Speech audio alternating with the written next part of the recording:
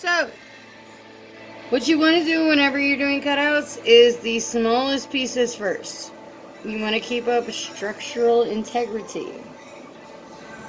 So right here, I'm just going to do his jagged little mouth because it's the skinniest part of the piece. I can kind of willy-nilly it because I've done this 1.5 million times. If you guys want to follow your tracings, that's cool too. I have just done him way too many damn times that I just cut. And then you can always go back when he's leather hard and fix it up, make it more jagged, whatever you want to do. So cut. But what you want to do is always do your most fragile parts, your skinniest parts. Like, because if I were to do the eyes first and then do the mouth, I would run into a problem because now my clay is going to fall apart because it doesn't have any structural integrity at that point. So I'm going to cut. I feel like that's all I do with my life these days is cut. Alright, so now I've got it all cut out. Now, it would be super swell to just punch it through, but that would be stupid. So what you want to do is find your softest spots.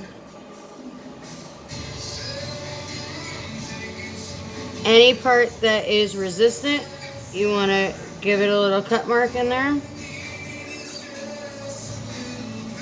And now we have an oogie mouth. Now I'm going to go back up and do a little bit more of like the definement. Ooh, give him a little hole. Hit an extra hole. So this is where we go back through and do a little bit more detail. Add it in. I can go back to do that later. Here's where I'm going to do his nose. His nose is the easiest part because it's literally 2 little holes that you kind of really can't mess up. There's that. He's just got the best nose ever. You can do it 100 times. You really can't screw that up.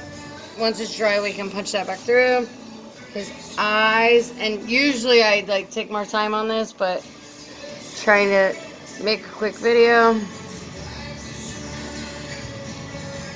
There's his eyes. His eyes, the biggest part of them is that they're pointy in the center. And they kind of like scrunch up. That's what makes them so nasty and evil looking. That's why we love Oogie so much. When you cut his eyes, what you want to do is cut it straight down the middle. That makes sure that the rest of your tree does not cave in.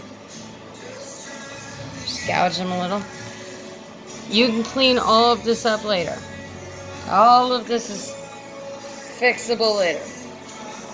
Like his nose, you can go back. You can fix all of this when it's more of a leather dry. This is like way wetter than I would normally cut it. But it's Friday night and I'm tired and I'm trying to hurry. So I got like 4 people waiting on me. I'm sorry guys, it's taking a minute. So again, you want to go through with the eyes. You're going to cut. You're going to cut. Basically with cutting, you really can't screw it up. You can always fix it, because thank God for clay. Like I said, we can go back through and fix his face. Make it a little more jagged. You can make it a little more happy. You can make it a little more sad. But what you basically did was get the brunt out. And then while it's still leather hard, you can do a bunch with it. You could actually make him like a happy little clown if you wanted to. Super easy. So don't be intimidated.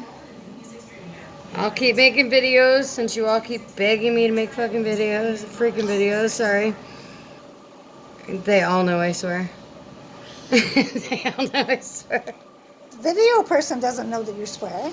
That's a lie. She's my best friend. She knows damn well I swear.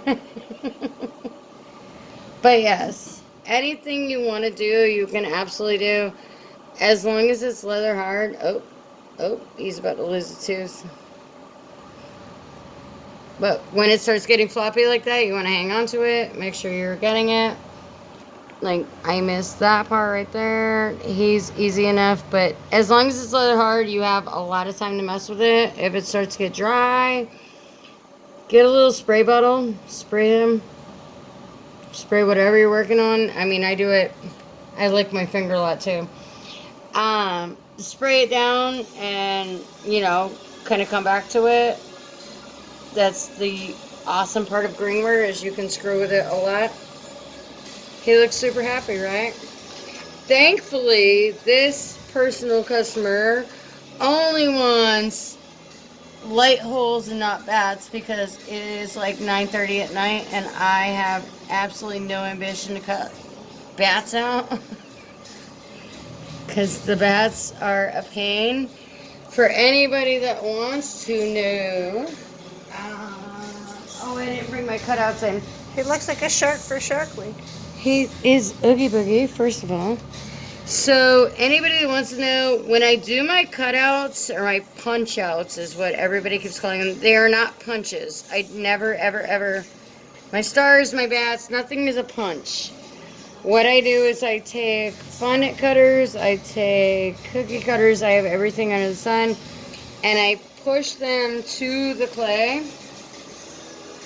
I never actually push them through the clay because that leaves indents, and I'm OCD, I don't like that. This particular tree, thank God, only wants holes. So what I'm going to do for the holes, I got a little tool. This guy, they make them in 1.5 million sizes. I wish I could tell you what it's called, but I have no idea. So these work out for all of our traditional bulbs. So all I'm going to do is go in and go out. Go in and go out. It's the easiest freaking thing ever. I was super happy when this lady asked me for this. If I remembered her name, I'd give her a shout out, but I do not. But these work great. I'll have to ask my mom what the name of the tool is, because I don't know, freaking clue. I just play with the stuff.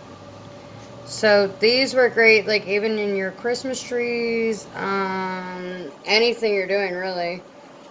These are the ideal tool for people that just want lights. And I love people that just want lights. No offense to everybody that wanted the stars and stuff. That's why your stuff's taking longer. Because stars are a bitch to cut out all the time. But so, that's how I make a boogie tree. I gotta fix up his mouth, but that's the basic idea.